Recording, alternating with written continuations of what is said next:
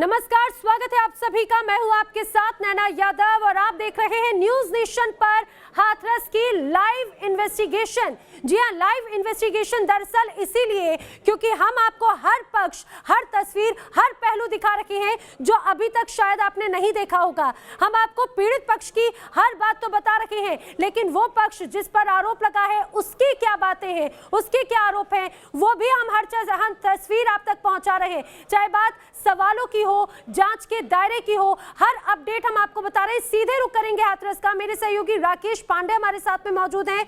राकेश, पीड़ित परिवार भी कई सवालों के साथ में घिरा हुआ है। आखिर क्यों वो सीबीआई, क्यों नार्को टेस्ट नहीं कराना चाहता? नहीं नैना, आप देखिए, और इन्हीं सवालों को लेकर उनका आक्रोश भी है। आक्रोश की जो गांव वाले हैं उनके खिलाफ साजिश रच रहे हैं। मैं एक बार फिर से कोशिश करता हूं कि मैं उनसे बातचीत करूं।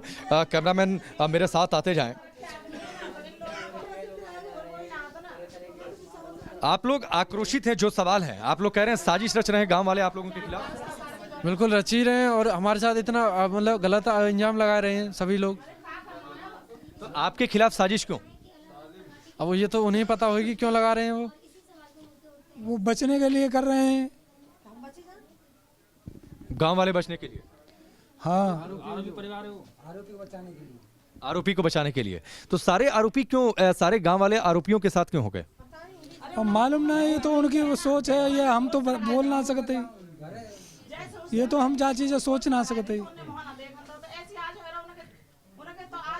ठीक है, मैं अम्मा के पास जाता हूं जो पीड़िता की मां है, कि आखिरकार आप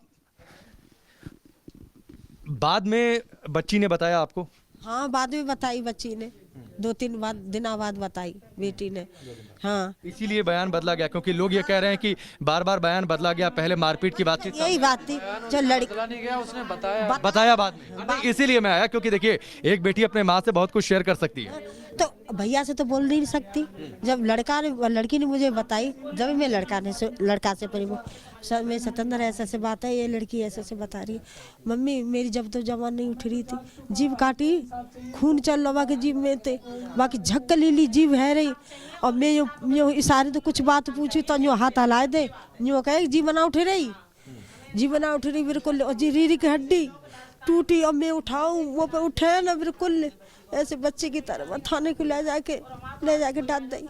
मैं और बच्चे हम 3 जने, और बाप माँ एक छोटा स्कूल है वहाँ काम कर रहे, माँ से बुलाए झाड़ू को काम करते। तो बिन्ने वहाँ लड़की ने मेरे से कही, मेरे बेटा और किसी ने क्या तेरे साथ क्या किया है? कि मम्मी जब तो मुझे होश नहीं था, जब मुझे होश आया है जब तुम लोगों को बताइए। जब लड़की को होश आया तब उसने पूरी बातचीत बताई, और ये वजह है कि बयान बदलने की बातचीत। अच्छा, जो आरोपी हैं, जो लड़के हैं, क्या उनसे किसी तरीके का परिवार से कोई संपर्क था? ये भी कहा जा रहा है कि पहले से लड़ाई झगड़ा चल रहा था।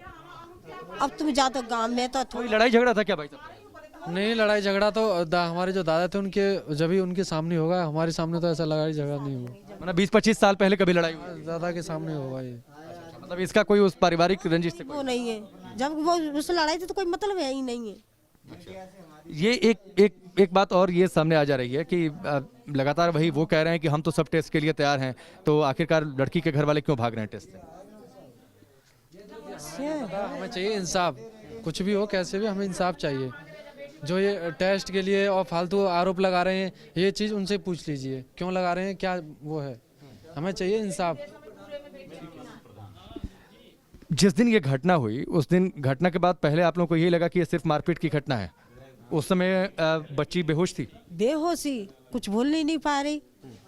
4 दिन के बाद जब का उसे होश आया, जब उसे लड़की ने मुझे बताया तो मैं अपने लड़का से बोली कि मम्मी ऐसे बात है। लड़की तो खुद बयान दे के गई है। सरकार से आप लोगों को कोई शिकायत है? प्रशासन से आप लोग कुछ कहना चाहते हैं सुरक्षा को लेकर, या फिर आप लोगों की कोई मांग हो? हमारी कोई मांग नहीं, हमारी कोई मांग नहीं है, इंसाफ चाहिए। मांग है, बस इंसाफ चाहिए। सर जी, अगर आप उस घटना को देखते तो आपका भी दिल दहला जाता। हमारा दिल दहला है, जो घटना हुई है, जो जिस तरीके से हम लोगों ने सुना है उससे दिल दहला है, और यही वजह है कि हम यहाँ पर आए हैं आपसे बातचीत करने के लिए। तो सर जी, अगर आप भी अगर उस घटना को देखते और कम से कम ना तो 20 फुट तक कागज बाजरा में खींच के ले गए, जैसे ऐसे करके बेटी ने तो कागज गले में दुपट्टा बांध रखा था, पीछे से उसको गले को ऐसे करके खींच के बाजरा के खेत में खींच के ले गए। आरोपी लेकर गए। आरोपी लेके गए हैं। तो ये आप क्या साबित कर सकते हैं कि 20 फुट वहाँ जाने के क्या मतलब है? निशान मिला जब वो तो विश्वास ही ना हो के जब उल्टी चप्पल मोई मेड़ा के सारे जो मिली है मैं तो टेत डोलू पूरे खेतों टेत डोली में मनी साथ मेरे घर चली गई हो। अब मैं कही देखो मेरे हवाले से छोरी तो कही मैंने घास धल्ला पल्ली पे घास ना जानता धरी। एक चीज़ और बता दीजिए, बातचीत में बहुत लंबी नहीं खींचूंगा, टेस्ट की बातचीत सामने आ गई। ये आप तो घर में रहती थी, आप शायद नोएडा में रहते थे, है ना? ये आप नोएडा में रहते थे, ये फोन वाली बात कहाँ से सामने आ गई? ये तो पता नहीं है, इन लोगों ने फैला दी। ये इन लोगों ने बनाई है। कोई योजना चालू करी है, कोई नई योजना चालू करी है हम लोगों ने को कागज दबाने के लिए। जो कॉल डिटेल रिकॉर्ड निकला है वो फर्जी है। हाँ फर्जी है ही, या नहीं तो उसकी कागज बातचीत करा में हमारे घर में किससे बात हुई है? इसके द्वारा ही दब जाए। रिकॉर्डिंग सुना, अगर रिकॉर्डिंग हो तो उसकी हम सुनेंगे तभी विश्वास कर पाएंगे। या फिर कोई उसने करी होगी बात तो किसी साजिश के द्वारा करी होगी, फोन नंबर लेके हमारे नंबर से, या तो किसी साजिश के रूप में उसने फोन किया होगा हमारे, मतलब आपके फोन का गलत इस्तेमाल कर लिया होगा। हाँ, या किसी ने वो साजिश के रूप में कहा कहते उसने कहा कहते नंबर किसी से लेके और बात करी होंगी। देखिए कई सारी बातें सामने हैं। जो पीड़ित परिवार है उनका ये साफ तौर पर कहना है कि किसी भी सूरत में जांच कोई भी हो जाए वो जांच के लिए तैयार हैं, लेकिन नार्को टेस्ट को लेकर उनका ये कहना है कि किसी पीड़ित पक्ष के साथ आज तक तो ऐसा नहीं हुआ कि पीड़ित पक्ष का ही नार्को टेस्ट करा लिया जाए, पीड़ित पक्ष को ही हैरस कर लिया जाए, जबकि आरोपी के परिवार को हैरस होना चाहिए, आरोपी के परिवार का इस तरीके का टेस्ट होना चाहिए। फोन रिकॉर्डिंग को लेकर इनका लगातार ये कहना है कि दरअसल फोन सिर्फ एक घर में था जो इनके पिता के पास रहता था, फोन का गलत इस्तेमाल किया होगा या तो कॉल डिटेल रिकॉर्ड फर्जी होगी। इनकी ये भी मांग है कि अगर उस फोन की रिकॉर्डिंग इन्हें सुना दी जाए तो फिर ये मानने को तैयार हैं, यानी ये बिल्कुल मानने को तैयार नहीं है कि जो कॉल डिटेल रिकॉर्ड में दावा किया जा रहा है कि 104 बार बातचीत हुई है, ये इसको सिरे से खारिज कर रहे हैं। इनका कहना है कि अगर ऐसा है तो सबूत सामने दीजिए, सिर्फ कॉल डिटेल रिकॉर्ड से हम एक तस्वीर से नहीं मानेंगे, उसकी रिकॉर्डिंग इन्हें सुनाई जाए फिर ये मानने को तैयार होंगे। या फिर अगर बातचीत हुई है तो हो सकता है कि किसी भी तरीके से उन्होंने फोन को अपने कब्जे में लिया हो, फोन का गलत इस्तेमाल किया हो। तो ये सारी बड़ी बातें हैं नैना, और लगातार ये कह रहे हैं कि दरअसल ये पूरा गांव आरोपियों के साथ होकर उनके खिलाफ साजिश कर रहा है। गांव ये चाहता है, ये लोग ये चाहते हैं, ऊंची जाति के हैं कि ये लोग गांव छोड़कर चले जाएं, ये इनका आरोप है। नैना बिल्कुल, यानी कि कई आरोप पीड़ित पक्ष की तरफ से भी लगातार लगाए जा रहे हैं। हालांकि कॉल डिटेल्स को वो लगातार ये कह रहे हैं कि गलत इस्तेमाल किया होगा। लेकिन राकेश, एक और बात कही जा रही है कि अब पीड़ित परिवार जो है उनके घर पर सीसीटीवी कैमरा लगाया जा रहा है। हाँ नैना, बिल्कुल ठीक है। सुरक्षा की दृष्टि से देखिए लगातार इस बात को लेकर शंका थी कि जो इनका कहना था कि ऊंची जाति के लोग इन्हें परेशान करते रहे हैं, इसीलिए सुरक्षा की दृष्टि से एसआईटी की चूंकि जांच अभी चल रही है, इसलिए यहाँ पर सीसीटीवी कैमरों का इंस्टॉलेशन जरूर हो रहा है, लेकिन ये कहा जा रहा है कि वो सुरक्षा की दृष्टि से।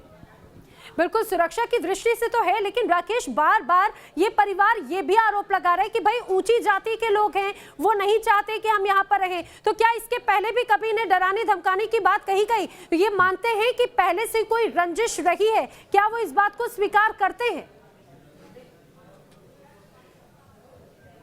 इस पर मैं एक सवाल ले लेता हूँ। आप लोग ये कह रहे थे कि ऊंची जाति के जो लोग हैं वो आप लोग को डरा रहे हैं, धमका रहे हैं, वो चाहते हैं कि आप लोग गांव छोड़कर चले जाएं, तो ऐसी कोई बात गांव में पहले हुई है क्या? पहले हमें इस चीज़ के बारे में नहीं पता। और नहीं, अभी कह रहे थे ना कि लोग हमें डरा रहे हैं, धमका रहे हैं, तो हम गांव छोड़कर चले जाएंगे। सर जी, हम तो पहले से ही ईमानदारी में बात है, ये अंतुल मट्टी में बैठा हूँ, हम तो खुद डर के धमक के रहते थे, क्योंकि हमें तो मालूम है कि ये लोग ठाकुर लोग हैं। कोई हमें रास्ता मिल जाए तो कहा तो भैया राम राम, बौरे पाला गए, ठाकुर साहब जोहार। तो हमें तो उस चीज़ से गुजर रहे हैं ना, हमें तो मालूम है, चूँकि इन्हीं के साथ में रहना, उन्हीं के खेत में जाना।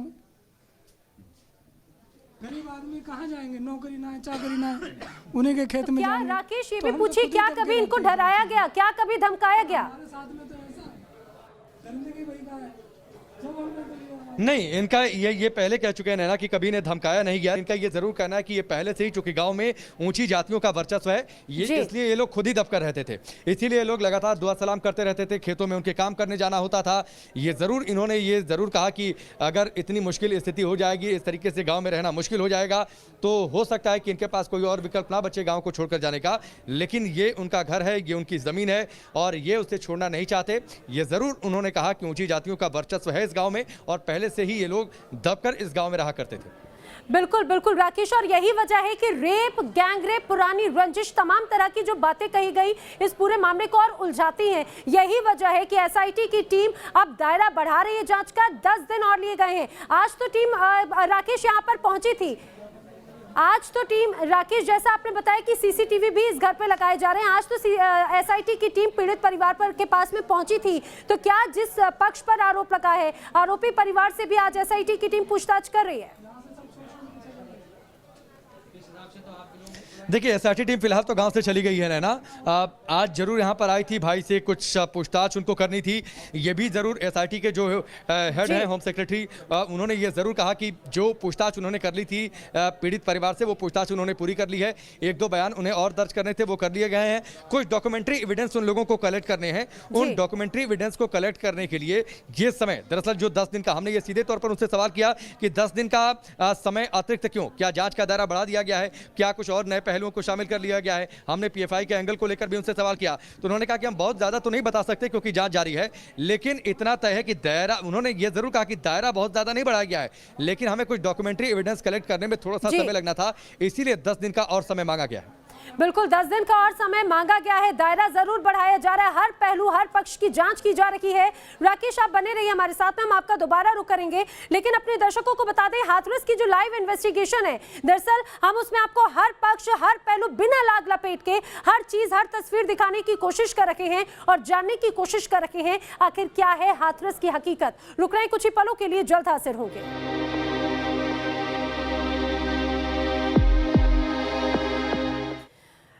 हाथरस को हथियार बनाकर एक बड़ी साजिश को अंजाम दिया जा रहा था। हाथरस में 100 करोड़ वाली साजिश का खुलासा हुआ है। जी आपको बता दें, पीएफआई का भी कनेक्शन इस हाथरस मामले से जुड़ा। बताया जा रहा है पीएफआई को 100 करोड़ से ज्यादा की फंडिंग की गई और 50 करोड़ से ज्यादा तो मॉरिशस से फंडिंग की गई है।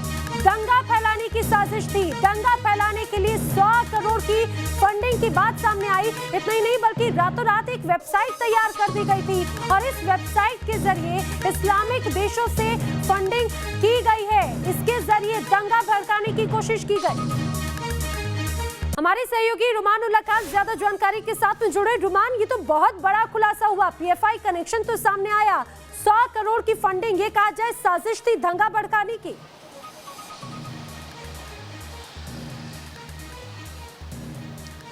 देखिए, बिल्कुल जैसे हाथरस कांड सामने आया और प्रशासन हरकत में आया, उसी समय कुछ शैतानी दिमाग भी हरकत में आया और उन्होंने इसको फायदा उठाने की सोची।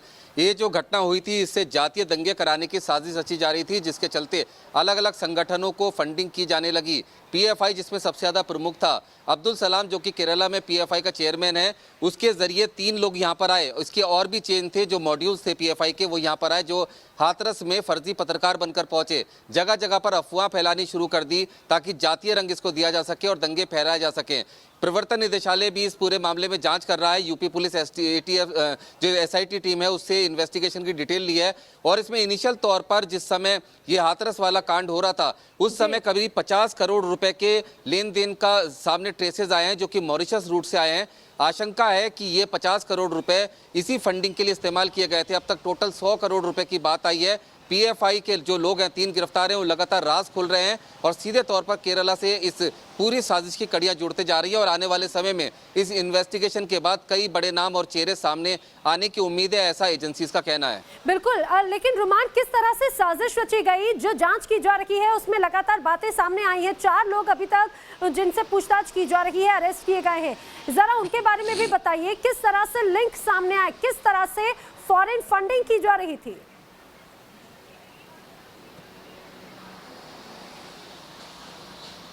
देखिए बिल्कुल फॉरेन फंडिंग की बात सामने आई है। 100 करोड़ रुपए से ज्यादा के लेन देन की बात सामने आ रही है।